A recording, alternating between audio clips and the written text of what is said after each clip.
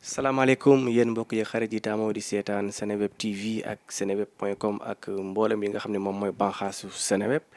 comme niñ koy tàmmu di defar chaque mois dañuy amal benn ndaanaan bu mag bu ñuy amal dajel fii nii ci biir Seneweb ñu jëm seeti ko waxtaan ak moom tey nag ki ñu dalal kenn dootu ko présenté ci wàllu musique ak ci wàllu aada ak cosaan fii ci Sénégal mu nekk une légende populaire une des belles voix de la musique populaire sénégalaise voire même africaine ñu gën ko xam ci Omar Pène lead vocal du groupe Super Diamono de Dakar. Madame, Mesdemoiselles et Messieurs, nous avons l'immense plaisir de l'avoir aujourd'hui ici dans son studio Factory balaa ñuy xuus ci waxtaan wi dañuy bàyyi dalal doyen Omar Pène mu présenté wu. salaamaaleykum waa Seneweb. ngay fay. salaamaaleykum ak seen am di jàmm. itam ñi nga xam ne ñoo leen di seetaan di leen déglu di leen jàng itam di leen wax ne tey maag yéen ñoo ne war a waxtaan ci li ëmb activité yi nga xam ne moo yitteel Omar Pène. merci beaucoup doyen Omar Pène comme ni ma ko waxee sànq yow kenn dootu la présenté ci wàllu musique ci Sénégal ci Afrique ak ci àdduna wërngër këpp ndaxte vous avez écrit l'une des plus belles pages de l'histoire de la musique populaire au Sénégal balaa ñuy gën a dugg ci waxtaan wi jamono yi passé ñu génn ci benn xew-xew bu mag boo xam ni ñu honoré la fële ca Lyon ak benn prix bu mag bu ñu la jox prix Charles Cros tey jii ñu bëggoon tuuti rek balaa ñuy xuus ci waxtaan boobu nga wax ñu prix boobu noonu nan la demee ak naka nga ko amee. waaw prix boobu ni mu demee mooy dañu sargal album Climat mooy album bi ma mujjee génne mu nekk prix boo xam ne bii dañ ko féetale ci musique du monde mooy ñun ci fànn bi ñuy yëngu mu nekk coup de cœur maanaam loo xam ne li ràññee nañ ko ci album yi nga xam ni génn na ci at mi ñu weesu mu nekk loo xam ne lii am na solo lool ndax bu fekkente da ngay liggéey ci dara mu am ñoo xam ne ñi xëy na bokku leen jumtukaay bokku leen xeet bokku leen itam fi ngeen jógee ñu mën a am ràññee ba boole ci yow liggéey boobu nga def dafa nekk loo xam ne lii non seulement man la ñu sargal waaye sama réew Sénégal la ñu sargal ndax man doomu Sénégal la lépp loo xam ne lii am nañ ko ci liggéey bi ñuy def rek dañ ci nekk ne ñun suñu réew Sénégal lañu jox boobu prix mu nekk loo xam ne lii itam dinañu gën a yokk doole dinañu gën a mën a encourager pour liggéey bi ñuy def ñu gën a mën a gëstu ci li nga xam ne lii moo yitteel àddina ndax je crois que ñun suñu rôle foofu la war a mën a féete. d'accord album bi yaa ngi ko génnee en 2021 mu nekk album international nga duppee ko Climat li nga xam ni moom moo nekk ci wàllu environnement mu yitteel la trop Omar Pène nga nekk aussi leader d'opinion à chaque fois gone yi dañ lay déglu au-delà ci sa casquette bi nga xam ne moom mooy chanteur tey jii nekk nga koo xamit à chaque fois soo waxee surtout ndaw ñi étudiants yi dañ lay déglu ñu bëggoon nag tey xam bu baax Omar lan moo la xiir tey jii ba nga amal benn combat jëmale ko ci climat ci environnement. waaw dafa fekk ne réchauffement climatique comme ni koy waxee dafa yitteel àddina ndax dafa nekk loo xam ne lii day indi loraange yu baree bari ci sunu nekkin mu nekk itam loo xam ne lii dañ ci war a wax ndax ñu ngi ciy wax am na ñoo xam ne jég nuñu di ci wax waaye xëy na li ñuy xaar mooy luy indi saafara maanaam solution parce que mi ngi lor ñu baree bari ndax ñun ñi nekk ci Afrique soowu jant itam bu ma jëlee fu mel ni sama réew Sénégal boo demee ci côté nord bi maanaam dans la région de Saint-Louis par exemple gis nga érosion ba fa am itam ak réchauffement climatique li mu indi ci loraange maanaam dem na ba sax am na village yow boo xam ne maanaam ci jàngu amatul ndax ndox mi nangu na ko loolu yëpp événement réchauffement climatique moom moo ko indi dem nañu ba xuus ba dugg si loo xam ne lii am na ñoo xam ne ñu génn nañu naan dérèglement mondial lu déréglé nag il faut nga jéem ko régler parce que sinon dina indi ay catastrophe yoo xam ne ëllëg si biir xëy na ay coono lay indil surtout génération future ñi nga xam ne ñoom ñooy ñëw maanaam ndaw yi alors man nag comme aussi yàlla dafa def may wax di way nekk leader d'opinion itam am sama baat itam teg ko boole ko si baat yi nga xam ne dañu jóg pour xelal ak conscientiser ñi nga xam ne ñi ñoom ñooy décider maanaam ngir ñu luñ ci mënoon na wax itam ñu yokku seen pastef seen mën-mën seen am-am ngir mën a indi saafara boo xam ne bii dina mën a permettre nit ñi au lieu que ñuy xalaat ne suba si lañ ñuy bàyyil ñun surtout ndaw yi parce que ndaw yaa ngi jóg li ma gën a am li ma si gën a interpellé man maanaam mooy ndaw yi nga xam ne dañu jóg si COP 26 bi amoon Glasgow bu mujj bi xale yi dañu jóg mobiliser wu pour wax boobu man dama ne loolu question la bu ñuy poser les décideurs c'est-à-dire que ñoom ñooy avenir lan lañ leen di bàyyil ban monde lañ leen di bàyyil lan lañ ñu war a ñoom hérité ndax dañ leen di bàyyil man lu boo xam ne bii tolof lay doon si ay catastrophe rek la ñuy nekk wala ndax itam dañ leen di indil solution boo xam ne bi dinañ leen mën a permettre ñu am yaakaar ne dinañu dund si monde boo xam ne bi xëy na dina gën si ñoom alors mu nekk loo xam ne li dafa interpeller addina bi yëpp itam ba ñëpp ngi jóg léegi di si wax alors ñun africains yi aussi dañ seen wàll ndax ñun suñu doole demewul noonu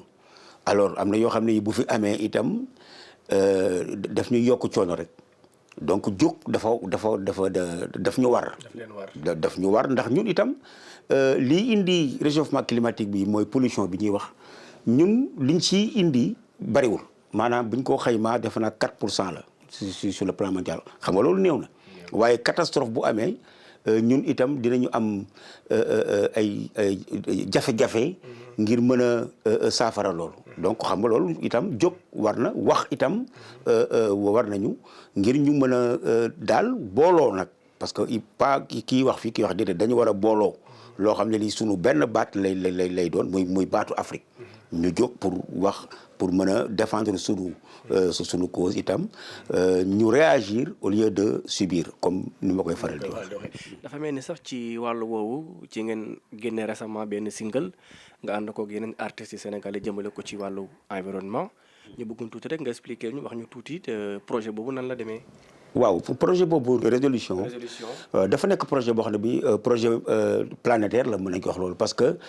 idée bi mi ngi dem dajale ay artistes à travers le monde dafa naa y a 162 artistes yoo xam ne bokk nañ ci ku ci nekk si sa kàllaama si sa identité nga wax ci alors man biñ ma ko proposé pour me représenter man suma réew si loolu itam idée bi ma am ak sama ay collaborateurs maanaam comme léegi li ma wax ci xale yi parce que xale yi ñoom ñooy avenir boo gisee ñu jël artistes yoo xam ni ñoom ñu gën a fete ndaw sama ay moroomu doom lañu ma boole leen ci boobu projet ñu kii ci pour gën a mën a firndeel seen taxawaay ñoom parce que c'est l'avenir pour gën a mën a wane ne ñoom itam ils sont concernés plus que ñun d'ailleurs en fait loolu moo indi woon idée boobu ñu def ko ma mën a présenter loolu nga xam ne day bokk ci li nga xam ne li mbooloo la lay doon mais mbooloo àdduna ngir effectivement ñu mën a wane suñu bopp ci boobu fan. effectivement loolu c'était ci partie environnement bi nga xam ne gis na la aussi nga ci yëngatu lu bari waaye ci wàllu musique ñu gisoon ni toogoon nga ay jamono yu bari nga noté woon benn pause. je pense que ñi de number one jusqu'à super jamono Omar Pène yàgg na di gratifier public bi benn genre style musical boo xam ne c'est particulier et propre à lui et ñu toog ba benn moment nit ñi nga xam ne ñooy sopp Omar Pène gisatuñ la nga ñëwaat indiwaat beneen style musical. lu waral loolu. gëstu itam bëgg a indi loo xam ne lii dina la gën a mën a yóbbu si ni nga gisee. Évolution musique parce que comme li moo koy fal di waxee musique amul frontière parce que boo si yàggee itam di nga am ay yëg-yëg ay gis-gis yu bees itam mu nekk loo xam ne itam parce que bëgg nga tukkil sa musique bëgg nga ko yóbbu feneen maanaam notamment xam nga si sunu ndorteelu waxtaan yaa ngi wax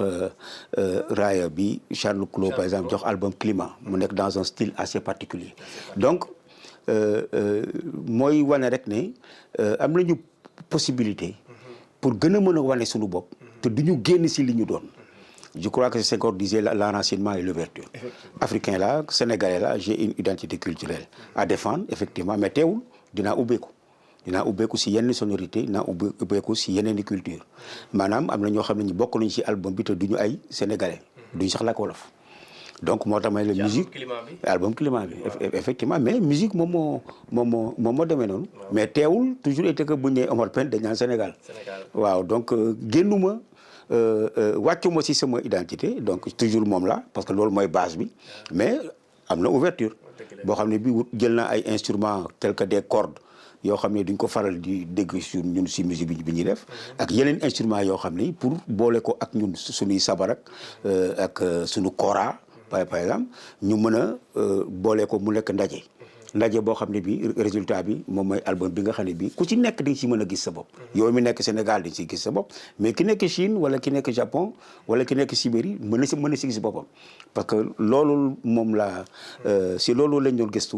si yoon boobu la ñu mën a jël parce que loolu moo ñuy yóbbu ñu génn réew mi dem di tukki itam bokk fi nga xam ne fii xëy na fa la suñu moroomu africains yi ak ñeneen di daje ñu dem sur les grandes scènes di bokk si festival yu mag yi itam bon je crois que loolu itam lu am solo la parce que day gën a tax ñu gën a ràññee ñun li ñu doon gën ñu ràññee aussi sunu réew ñu xam ne aussi Sénégal am na ay musiciens yu am valeur yoo xam ni mën nañu bokk ci li nga xam ne li moom la ñuy sur le concert musical sur le plan mondial en fait. de montrer leur suprématie à l'échelle mondiale. Absolument. Alors ay jamono nag ñu gis ni wàllu musique kenn dootul wax kan mooy Omar Pène ak ku dul Omar Pène ndax gis nañ fi ay titres fétiches yoo xam ne def nga ko fi Laax Jaay Xalaas Banda Njaay Africa ak yeneen jëm mu nekkoon benn genre style boo xam ni sénégalais yi dañ ko bëggoon mu nekkoon mbalax pur et dur tey nag nga nekkat ci beneen level nekkat ci beneen onde musicale boo xam ne c'est à l'échelle mondiale tey jii mu am ay fans yu toog ni dañoo bëgg Pène dellu si calam nekkoon ñooñu tey lan nga leen di wax. non c'est que mosuñu wàcc si loolu parce que en fait xam nga ay gëstu la parce que déjà bi album Climat bi génnee après de suite dañu duggaat studio ñu ngi woon fii dugg studio di préparer beneen album boo xam ne bi Dembel moom moo ko réalisé album bi defe naa ne bu génnee alors ñi nga xam ne ñoo doon wax loolu tamit dinañ ne ñun ko ndekete suñu waa ji demul xam nga donc loolu itam xam nga musique moom dafa nekk loo xam ne affaire ay sensation la ak recherche li nga bëgg a def mooy pour gën a wane sa bopp gën a mën a ubbeeku rek mais teewul toujours mooy li ma wax si tantôt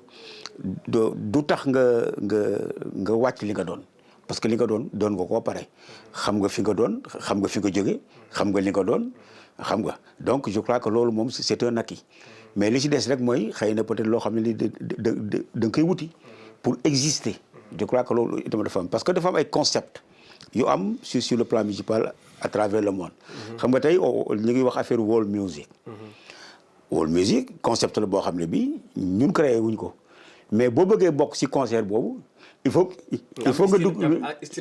il faut nga dugg ci d'accord parce que boo ci accédé wul xëy na peut-être mën nga fi toog rek doo génn doo dem fenn du dëgg waaye pour bokk ci il faut nga am loo def mais pour bokk ci il faut nga am loo def comme lu mel nan mooy li nga xam ne mooy li ma expliqué rek doo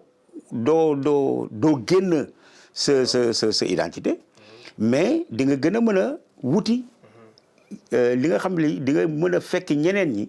si ñoom li ñu doon du dëgg donc en fait il faut nga couper la poire en deux quoi en fait encore une fois pour pouvoir exister parce que nit ki lu mu comprendre itam du ko amal benn njëriñ je crois que loolu itam lu am solo la parce que xam nga musique dafa nekk affaire bu sensible maanaam même bu dul dara sax xam nga nit ki aussi lu lay tànqal moom doo sa yàgg. dëgg la waaw je crois que loolu itam dal la il faut nga am concept boo xam ne bi dina mën a permettre pour nga mën a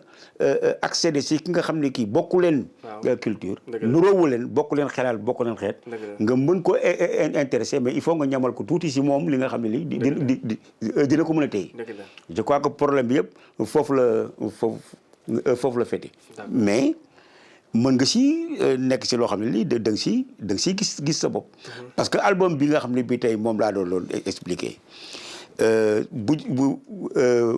bu génnee parce que chaque année suñu fans yi dañuy organiser seen semaine culturelle mooy AFSUD donc pour accompagner leen moo taxoon ñu am idée pour effectivement génne album bi pour animer seen ay soirée xam nga loolu soirée bànneex la ñoom dañuy fecc minuit ba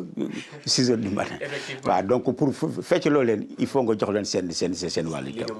voilà mu ko on se souvient en 1994 dans la discographie musicale sénégalaise album bi nga xam ni ça fait partie parmi les albums cultes le duo culte bi nga xam ne Youssou Ndour ak Omar Pène def nañ ko ci album ëllëg si biir avec des titres Tongo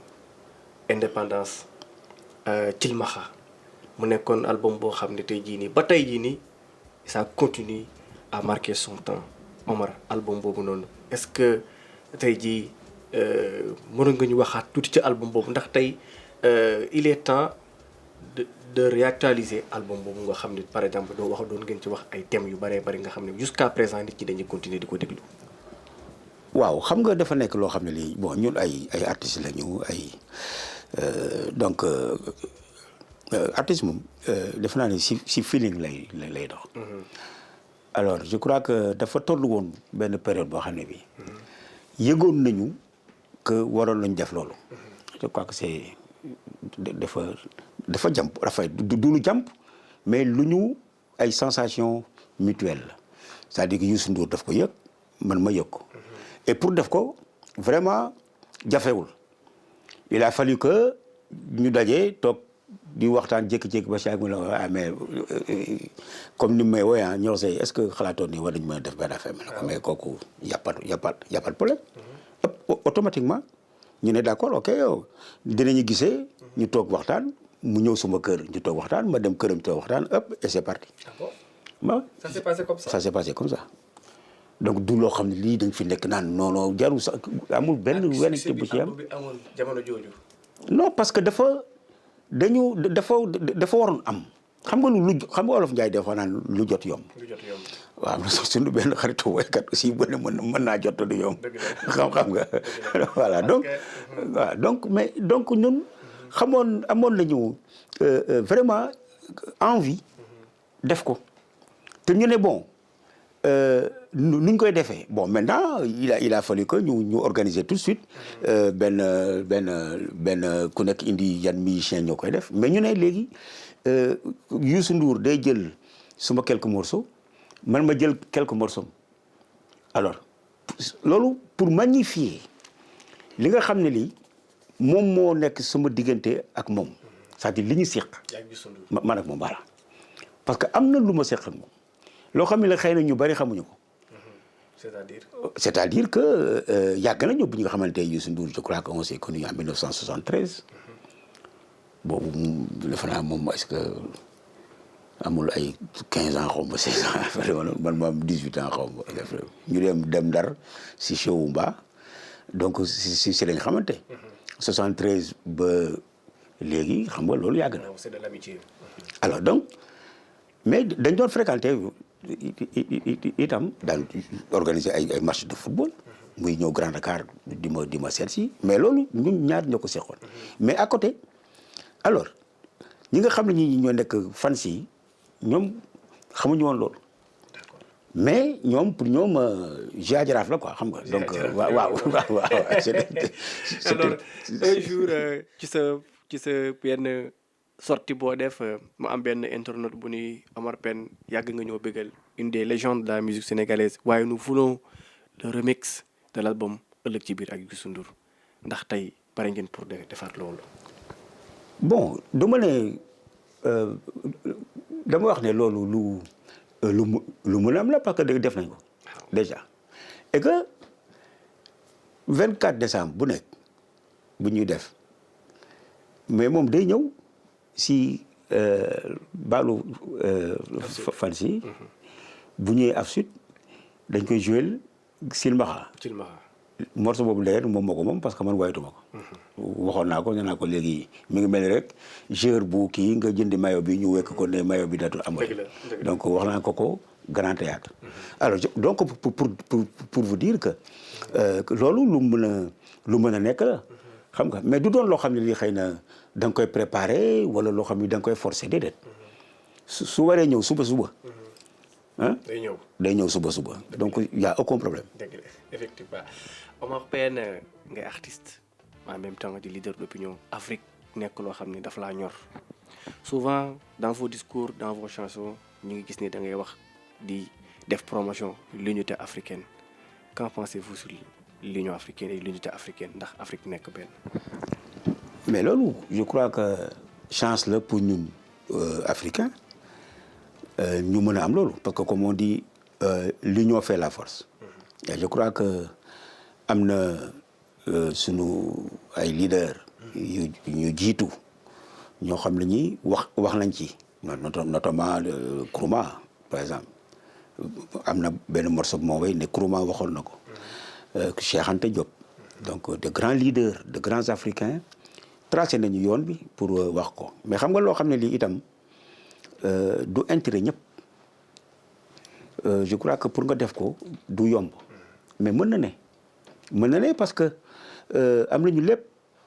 pour mën a demal sunu bopp. lépp pour mën a dem si loolu même bu fekkante ne sax xëy na léegi loolu moom mooy li nga xam ne lii moom mooy nekk si kaw mais mën nañu am ay organisation par exemple yu dajale déjà nos micro états là. xam nga ñu jéem a seet nu ñuy mën a dajale loolu pour mën a wuti li nga xam ne li moom mooy li nga xam ne li moom moo war pour Afrique mën a demal boppam parce que bu fekkente ne am nga lépp pour mën a dem Afrique suñu sous-sol am na lu ci ne ressources humaines am nañ ko donc li nga xam ne lii moom moo ñu manqué mooy dajaloo bi ñu war a dajaloo pour mën a xool benn bërëb pour mën a demal suñu bopp te loolu itam je crois que arrangé wul ñëpp am na ñoo xam ne ñi xëy na loolu arrangé wu leen parce que pour ñoom division Afrique ku nekk jaar fii loolu moo leen arrangé parce que ñoom si loolu la ñuy liggéey. ñoo ñan la noonu. mais ñi nga xam ne ñi ñooñu xam nañ leen xam nga bon ñooñu en tout cas du ñu ay africains. voilà justement donc ñoom du ñu ay africains donc États-Unis d'Afrique même Union africaine bi ñuy wax déjà pour ñoom lu ñu mën a def rek pour féewale nit ñi ñoom loolu ko surtout que nag bu fekkente ne gis nañu am na ressource bu am si benn dëkk par exemple gis nga déjà dëkk yi bu ressource amee bu pétrole ne tël rek wala dal nañ leen jaxase ba ngeen commencé xeex. xoolal réew yu Afrique yi nga xam ne par exemple jaar nañu foofu ñu ngi si guerre yu dul jeex lu koy indi parce que seen suuf dafa am lu fa ne ku nekk di xëccoo ku nekk di wut sa parti xam nga jaxase rek ñooñu loolu moo leen intéressé c'est ça le problème diviser pour mieux régner alors qu'il faut que africains yi jël conscience du fait que ñoom itam war nañu mën a dem comme ñenn ñi nga xam ne comme regarde les Asiatiques par exemple xam nga donc je crois que bu ñu Afrique bu amee loolu au lieu que africains yi di dem di wuti di jël ay par exemple les embarcations de fortune là pour dem di ñàkk seen bakkan si géej yeeg yooyu mais loolu mën nañu téye suñuy doom parce que am nañu lépp pour loolu. au lieu que ñun ñuy dem defe naa boo moytu ñoom ñooy ñëw. mais yow en tant que leader d'opinion panafricain quel est le message bi ngay envoyé aux chefs d'État africains pour ñu def loo xam ni dinañ mën a téye seeni jeunesse. ñu ngi koy wax tout le temps maa ngi koy way tout le temps tout le temps. album bi nga xam ne bi moom laa lay expliquer léegi am na benn morceau bu si tudd Kal. Kal cousinage à plaisanterie. Alors donc j'ai appris parce que damay def ay recherche parce que j'ai des amis yoo xam ne damay waxtaan ak ñoom en 1236 la charte boobu am xam nga loolu yàgg na donc on parlait déjà de démocratie de comment gérer les ressources d'un pays xam nga ak cousinage à plaisanterie ni mu amee doole si dëkk ñun am nañ chance boobu Sénégal mais am na dëkk yoo xam ne en Afrique entre ethnie mais ay jaasi la ay paakaak ay pistolet lañ koy régler mais ñun par exemple ñun séeréer bi ak tukulóor séeréer bi dañuy kafante joolaa ak séeréer bi wasaali ko noonu ñoo xam ne ñi ay sant diggante Njaay ak Jóob dañuy kalante xam nga donc loolu dafa nekk richesse boo xam ne bii c'est extraordinaire xam nga pour sur le plan social régulateur social bu mel noonu boo ko amee si réew je crois que am nga chance alors imagine toi léegi dëkk yëpp meloon noonu ñu teg ko si kaf ak dimbalante ak rey ak bu ñu waree daje ñu daje si loo xam ne li day nekk lu positif mais kooku avancement la malheureusement tel n'est pas le cas on a vu dans un pays dont je tairai le nom génocide moo fa amoon lu ko fa indi entre deux ethnies xam nga donc je crois que liggéey bi dafa nekk liggéey boo xam ne bi itam ñu ngi siy wax ñu ngi way ñu ngi expliquer te loolu moom mooy suñu rôle mais il faut mu am ay relais yoo xam ne itam xëy na dinañu porter la bonne parole ne pas se décourager parce que se décourager c'est faire l'affaire des autres justement il faut pas ngeen calculer loolu nañ calculer rek ne ñun am na lu ñu war nañ ko def nañ ciy wax xëy na dinañ dem ba jamono yoo xam ne ji peut-être que ñiy ñëw ëllëg dina leen gën a conscientiser pour ñu gën a mën a dox si boobu yoon c'est possible effectivement mën na ne li may wax mooy loolu mën na ne mais il faut nga bëgg ko parce que loo gëmul bu si sonn doo ko am doo si sori il faut nga gëm ko d'abord ne lii mën na ne ba pare nga farlu xam nga ne man lii laa bëgg te loolu jàmm la parce que intérêt ñëpp la loo xam ne li day doxal ñëpp ku si nekk gis ci sa bopp c'est ce que j'ai dit xam nga si benn émission boobu la def dama bëgg le mot pauvreté ñu bannir ko du vocabulaire africain. Pourquoi? C'est possible. Pourquoi? Parce qu'à chaque fois qu'on parle d'Afrique, on parle de pauvreté, de précarité, xam nga mais alors que ñun est-ce qu'on peut être riche et pauvre en même temps? L'Afrique c'est le continent, c'est un continent très riche. On nous parle du continent du futur mais tout ça c'est des termes trompeurs. Ah bon? Africains yi si seen bopp ñoom ñoo war a jóg wax na ñun lii la ñu bëgg kenn duñu ko waxal ñun ñoo koy waxal suñu bopp c'est ça le problème. D'accord kon daal pauvreté bi ñuy tudd ci Afrique pour yow amu fi. Non mais non dama ne il faut ñu bannir le mot pauvreté. Pauvreté dans notre vocabulaire. Dans notre vocabulaire c'est-à-dire que kenn dootu fi wax pauvreté c'est ça le problème mais c'est possible parce que am na lu fi ne Afrique am na lu fi ne. mais parce que yow loo soxla fii tey si réew mi. nga gis ne am na benn réew mu nekk Afrique bu bokk am mais demal nga wuti ko foofu keneen koo xam ne kii soxla na dal leen si beneen réew mu dem wuti ko foofu te du ñu génn continent bi te ku si nekk loo soxla mën ko am fii. mais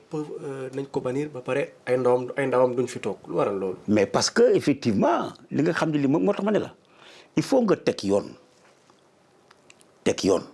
ne leen lii moom la ñu bëgg ñëpp waxandoo la même chose c'est ça le problème nit ki boo amee si loo jàpp mais il faut nga wute feneen c'est ça le problème et puis yow fa ngay jëm ku la wax ne da nga fa am dara foofoo gën a métti fi mu nekk nii. C'est ça le problème. Il faut que xale yi ñu aussi ñu xam ne que ñi leen di wax ne leen def leen ndànk naxuñu leen foofu mu ngay gën a tëju ubbeetuñu lu ma leen faral di wax nee naa leen yéen man mënuma dëkk seen dëkk bi ñu la mu tax ma ne parce que saa boo fa demee boo taalee seen télé lu la naqari rek ngay dégg xam nga donc vraiment. mais yooyu yan dëkk la noonu. waaw mais non du ma cité xam nga du ma cité parce que ñi may déglu. xam nañu bu baax li may wax yow mii xam nga li may wax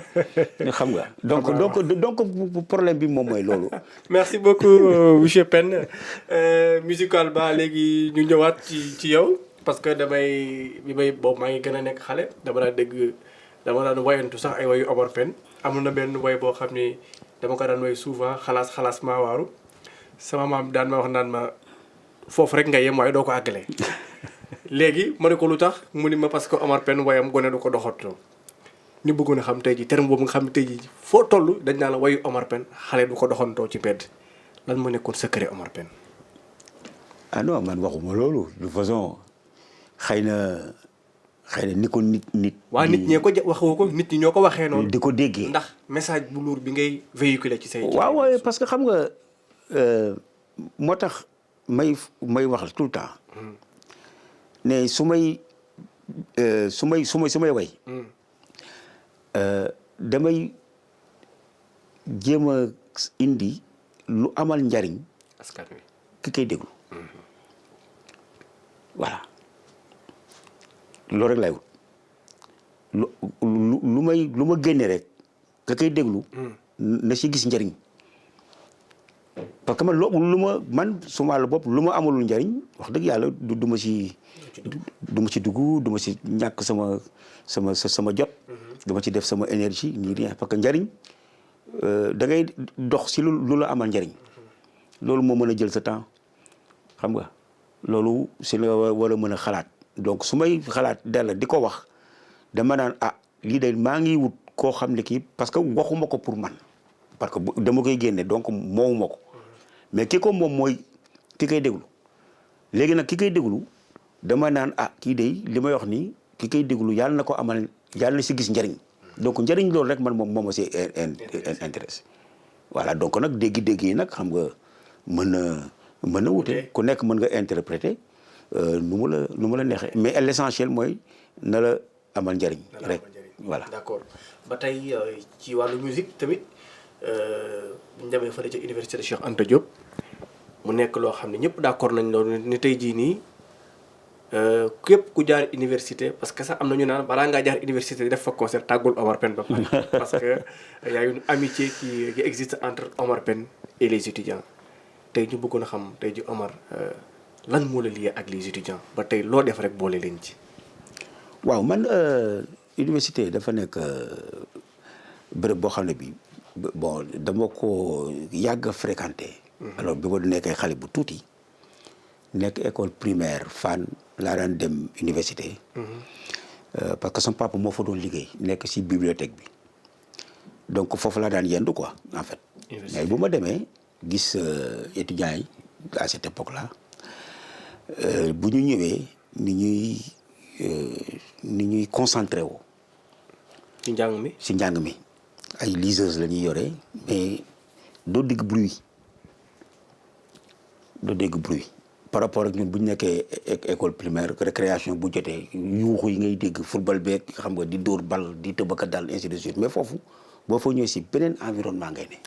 alors ça m'a beaucoup frappé boobu nag maa ngi nekk gone. ma ne waaw ñii ñoom li ñuy def métti na de wax dëgg yàlla donc concentration bi nga xam ne gars yi du ñu sax yëngu weñ buy naaw sax da nga koy dégg alors loolu daf ma frappé woon dama dem sax ba finalement dama doon yàkkamti wàcc ngi ñëw rek pour toog. xool leen toog di seetaan donc genre. seetaan étudiants yi. waaw genre fans laa woon quoi xam nga mais pour man. kon yow yaa njëkk a nekk seen fans. waaw non man maa njëkk a nekk seen fans. parce que boobu xale bu ndaw laa. mais pour man dama ne mais man daa il faut ma nekk lii alors yàlla mi dara teewul def ne nekkuma étudiant. d'accord. alors donc ma ne kon xaaral il faut ma nekk étudiant à ma manière. bon. oui nekk étudiant Bambey donc il faut ma dugg université. noo fa duggee. oui créé morceau créé étudiant on a leen un hommage vraiment en tant que fans déjà mais et puis en tant que quelqu'un koo xam ne am na xalaat ne parce que au fur et à mesure que may di dem di màgg di am layaat ba nekk si musique bi di dem ak a ñëw di jàng nag di à ma manière di lire trop bu baax a baax a baax di nekk sama école bopp di jàng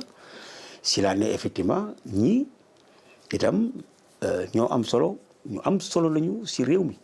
parce que pour nga nekk cadre si réew mi wala nga am si njëriñ boo xam ne bi di nga mën a yóbbu affaire yi kanam donc fii nga war a jaar pour mën a nekki ëllëg ñi nga xam ne ñoom ñooy yaakaaru réew mi donc il faut nga wutal leen bac wut leen lu leen di gën a motiver encore wan leen ne effectivement lii lu am njëriñ la si réew am ngeen njëriñ lool. ban bac nga leen njëkk a defal. étudiant. en quelle année. Dans les années 92. 92, hein? 92. C'est ça. C'était, bon, morceau bi 92 la génn, mais avant. Donc, doon woy avant. Alors, yàlla def nag ma accompagné génération yu bare. ñu bare. Génération yu bare ma accompagné leen. Lañu dem ba finalement bu ñu amoon manifestation suma groupe la ñuy woo man maa fa daan joué. am léeg-léeg sax duñ ma fay ah. université waaw. donc mu installé nag benn relation vraiment boo xam ne bi déjà de confiance en fait mais itam par rapport à côté ak man si thème yi ma doon développé parce que quand je chantais Soweto et cetera xam nga bon comme on dirait étudiants yi ñoom benn la ñu nekk ci société bi mais quand même ñoom beneen façon xalaat la ñu yore xam nga donc j'avais tellement de fans là-bas et que samay cassette gars yi dañ ko doon passante ci pavillon yi ci amphi et cetera donc ce qui veut dire que donc loolu moo njëkk a installé benn relation bu am suma diggante ñoom et ça depuis des dizaines d'années ba léegi jusqu'à présent itam mu nekk loo xam ne lii voilà quoi. D'accord kon entre Omar Pène et les étudiants c'est une très longue histoire. Très longue histoire. yow aussi yaa ma gën a xam mouvement étudiants yi ni muy demee parfois à l'université grève yeeg parfois wàcc ci sur terrain bi xeex ak force de l'ordre bi et aujourd'hui yow nga xam ni yàlla def na tey ñoom dañ lay déglu à chaque fois loo génne ñu say message ñu koy lire di ko déglu tey ban message ngay wax étudiants yi tey. C'est-à-dire que li may faral di wax rek mooy alors là ce n'est plus peut-être que l'artiste qui parle. Mais c'est l'ambassadeur itinérant auprès des étudiants qui parle. Effectivement. Parce que je crois que loolu itam dem na ba dab ma si suma relation ak ñoom. Président def ma ambassadeur. Donc à chaque fois bu ñu amee occasion pour toog di waxtaan dama leen wax leen am na benn sax morceau bu mu reprendre woy si Cheikh Anta. ñu muy faral di wax naan fu ñuy wutee xam-xam kenn du fa sànni xeer. alors bu dul loolu sax nañu rus tur wi que université Cheikh Anta Diop la. D'accord. Alors Cheikh Anta kàngam la goo xam ne wax dëgg yàlla nekk sénégalais te ñu respecté ko. si addina bi yëpp. parce que à chaque fois su ma amaan ay tournée yu ma daan def en Allemagne même jusqu'aux États-Unis am ñoo xam ne su ma dajee ak ñoom on ne parle que de Cheikh Anta. donc c'est pour vous dire que li mu représenté fonk nañ ko loolu nag si bitim réew. donc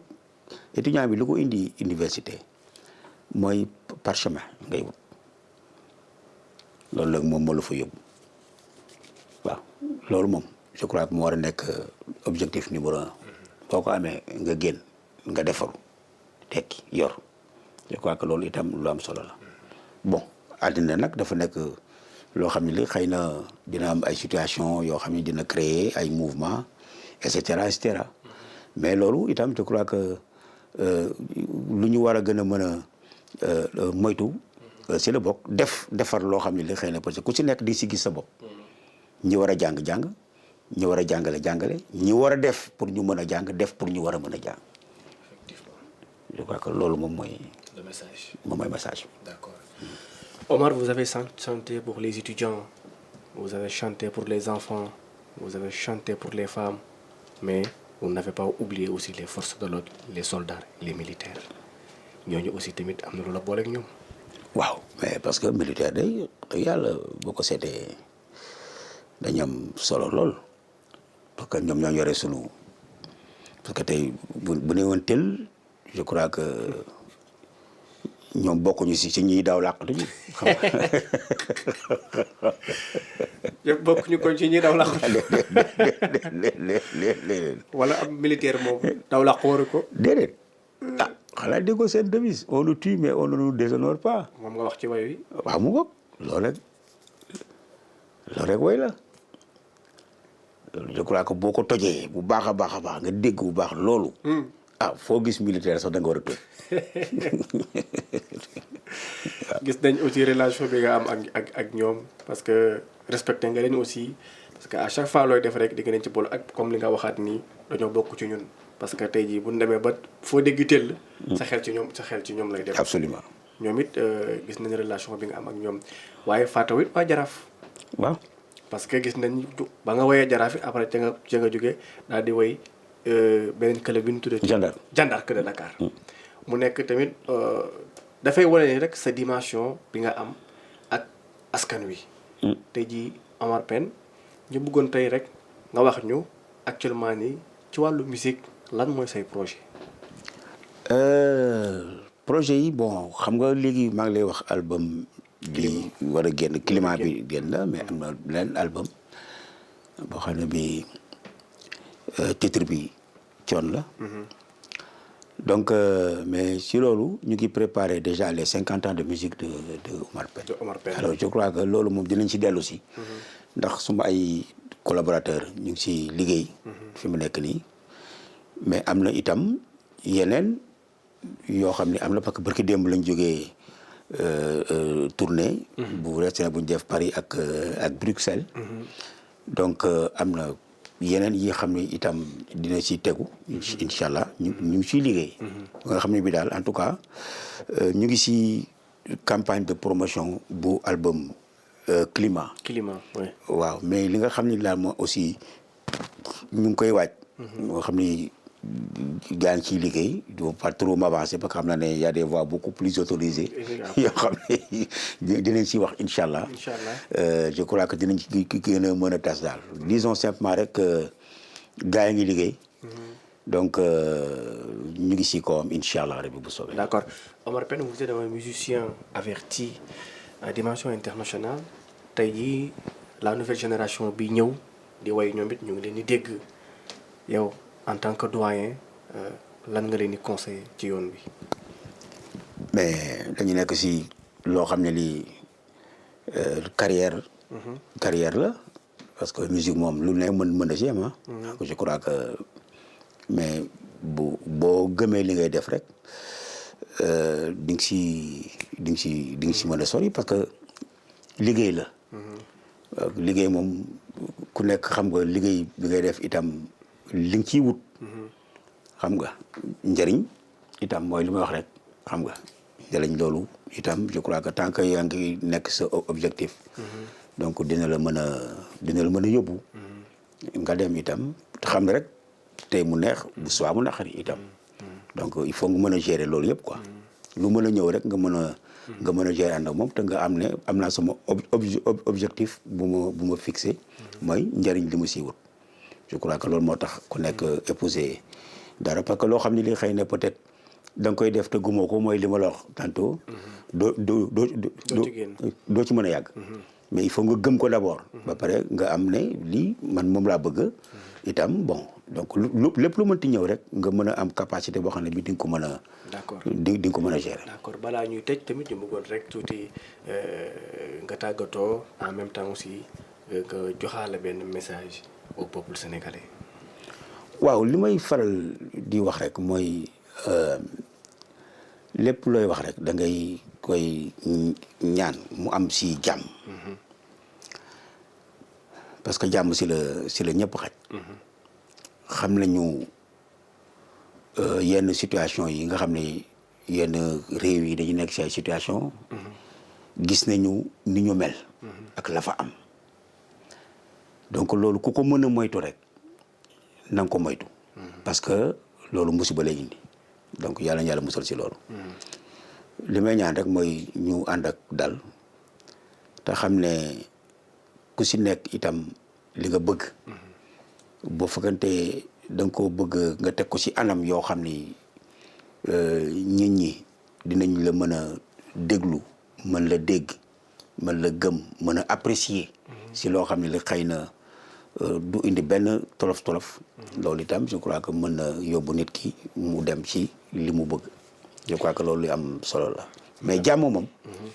moom ata ñaan ndax si la lépp xaj. ci la lépp xaj. voilà. d'accord doyen Omar Pène ñu ngi lay sant di la gërëm. merci d'avoir accepté notre invitation. donc on se donne rendez-vous très prochainement à l'étranger. Inch'Allah. pour d'autres dates et d'autres spectacles yu nga xam ni Omar Pène et le Super Diamono dinañ ko def plus pour donner plus de sensations et vendre la culture africaine voire même sénégalaise à l'échelle mondiale. En tout cas merci pour votre bienveillance. Ouais. Merci aussi à toute l'équipe de Omar Pène, Ousmane ainsi que Babacar et toute l'équipe de Omar Pène qui nous ont permis de réaliser cette émission avec Omar Pène, lead vocal du Super Diamono de Dakar. donc mbokki xarit yi ñu ngi leen sant di leen gërëm di leen jox dig daje ba beneen yoon ak beneen invité merci beaucoup à bientôt.